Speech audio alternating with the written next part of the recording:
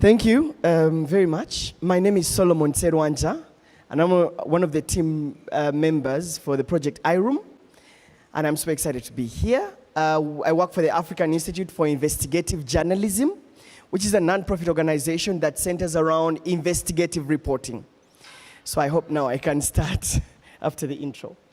So listen, the 18th and 19th of November was very memorable for all of us. Over 50 people died, just like Fiona Wall talked about it. Now, many of these stories never made it through to the media. In fact, there's no accountability at all. The people who committed these atrocities are walking on our streets, and they're going back to their wives and to their husbands and having a nice sleep. There's no any sort of accountability. And so the media that would have actually put out these stories is getting scared because of the heavy arm of the state.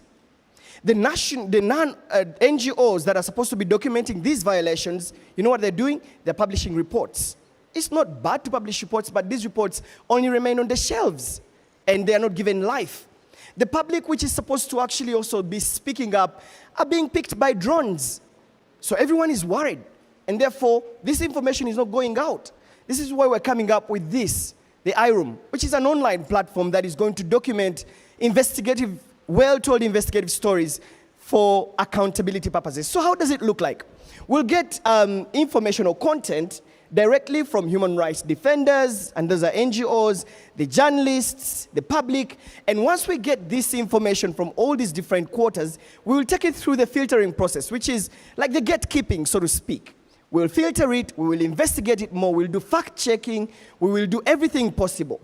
After we have filtered that information, we'll go through the second filter, which is by chief news editors and other editors who will dot the I's and cross the T's, after which we will publish the information on the iRoom. So who are our customers here? The human rights defenders can come back and pick that information and use it for advocacy. The journalists too can pick these case studies and publish them.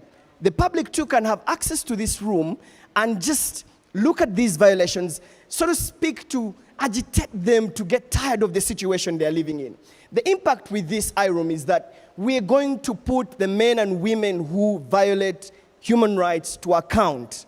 Accountability is what we're looking at. So how does this model look like? It's a social enterprise, really. We're not so much looking at profit, but what we want to do is we want to get at least $2,000 from about 30 human rights organizations who are really interested in our work, so that we can raise $6,000.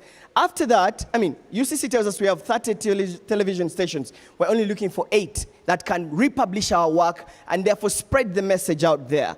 And of course, the customers, we have about 46 million people. We're looking at 27 million. Only them can be able to access that information. If we can only get that, our traction. We come on board with a team of celebrated investigative journalists who have been in the game for quite a while, done award-winning projects that have caused social impact here. And so we'll be working with Raymond, we'll be working with a team of young investigative journalists and production teams that will investigate these abuses and actually publish them. Our milestones. So after this pitching process that we're having through, we're looking at a mentorship more to fine-tune our idea, and then after that we can work around the funding, sign MOUs with human rights organizations, and we intend to launch the iRoom on the 10th of December, which is the International Human Rights Day, which is going to be big because we're going to be speaking about human rights. The team is, the guys there. Our team leader is Shemay. We have my brother Raymond and the rest of the team, well celebrated investigative journalists around who we work with at the Institute. Our call to action. So from here, what do we want to do? We're looking for $6,000. This money that we can get to, design this iRoom, bring on board, people who are supposed to be working with it, and just put it up and let it be running so we can test it and eventually roll it out. Mentorship. We want to be mentored. We're a work in progress, I should accept. Yes, we have the investigative journalism, but we don't have the technology. We're not so well versed there. This is our idea, so we want to be brushed a little bit more so that we can have a more concreted project, and then we will roll it out. Thank you very much for listening to me.